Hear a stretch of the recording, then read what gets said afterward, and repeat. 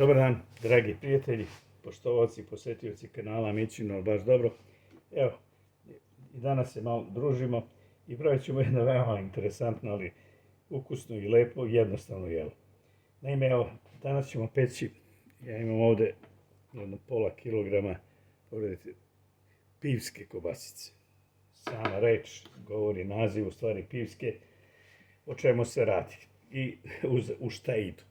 Za to će nam trebati sem piva, naravno, evo, trebat će nam i krompira, dosta luka, crvene tucane paprike, bibera i soli. Eventualno možda ćemo dodati malo i ljute tucane paprike, ali vidjet ćemo. Idemo prvo sada da isečemo krompir i luk i da barimo krompir i da ispečemo malo kobasice i da spremimo za rednu. Pa da krenemo. Isekli smo luk, kobasice smo presekli i sad ćemo pre nego što odu u rednu samo minut, dva sa jedne i sa druge strane da ih okrenemo, evo, da ih ispržimo. Biće lepše.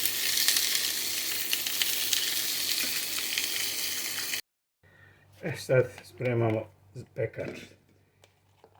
Pekač smo stavili luk. Malo ćemo ga samo nauljiti dole.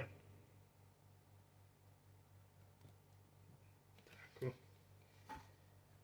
Luk da pokrije dno.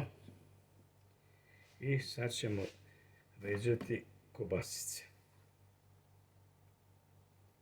To su, kažem vam, pivske, tako se zovu i kažu da idu fantastično s pivo, vidjet ćemo.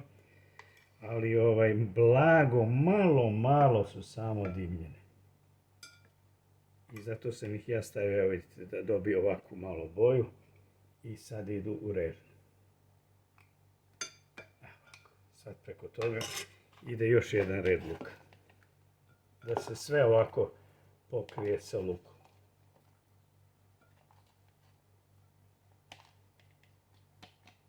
Dok se to bude peklo, nisam rekao, mi ćemo spremati restovan krompir kao prilog uz to. I sad ćemo preliti sa pivom.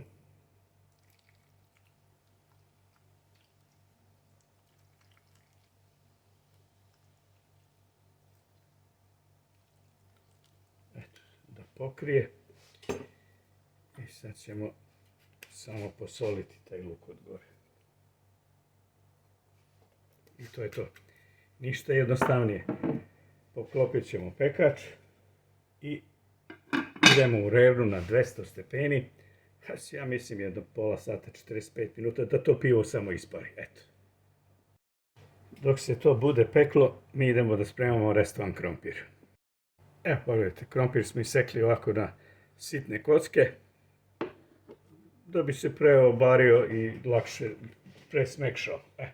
Posolit ćemo samo i dobro ćemo ga skuvati i onda idemo da pravimo restovan krompir.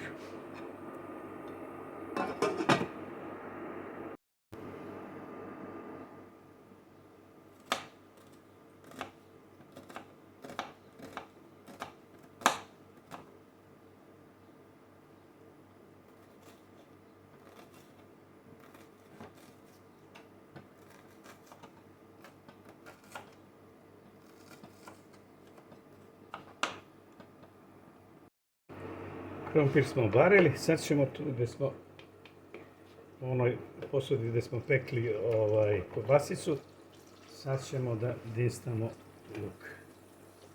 Prvo luk. Crni.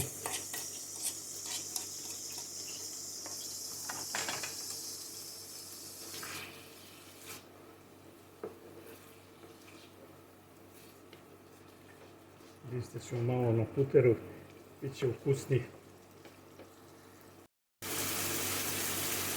Dodat ćemo bibera.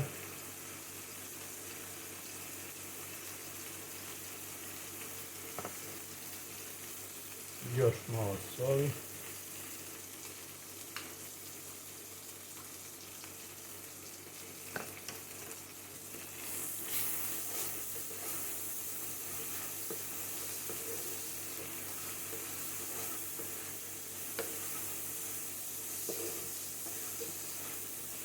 Sad je vreme za ovu crvenu malevu papriku, slatku.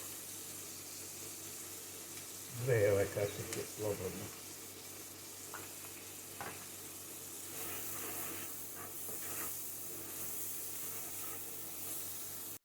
Ja sam dodao i malo i jute i sad idemo beli luk. Njega ćemo ovako na sredini malo da upržimo.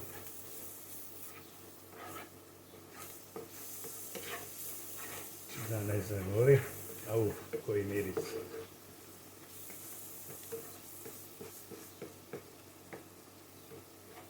I sad smanjimo vatru i dodajemo krompir.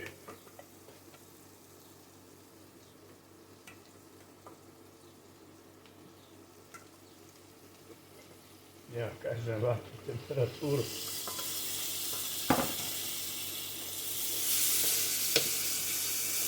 To je to.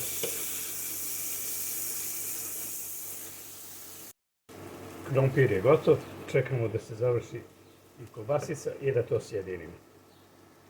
Evo, pogledajte, dragi prijatelji, kobasica pečena sa lukom, pivska kobasica sa lukom i u pivu je gotova.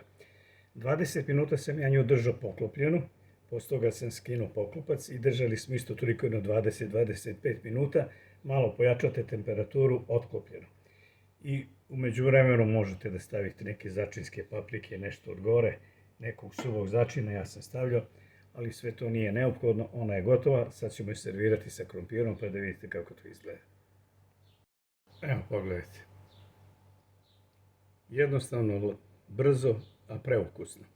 Znači, restoran krompir sa ovom pivskom kobasicom, vidite, u luku i u pivu.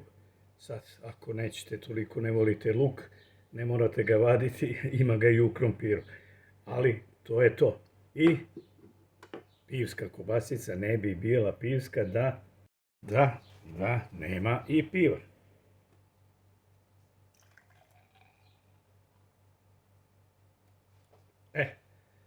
To je sad potpuni doživljaj. Pogledajte recept, vidjet ćete da je fantastično. Doviđenja i prijatno.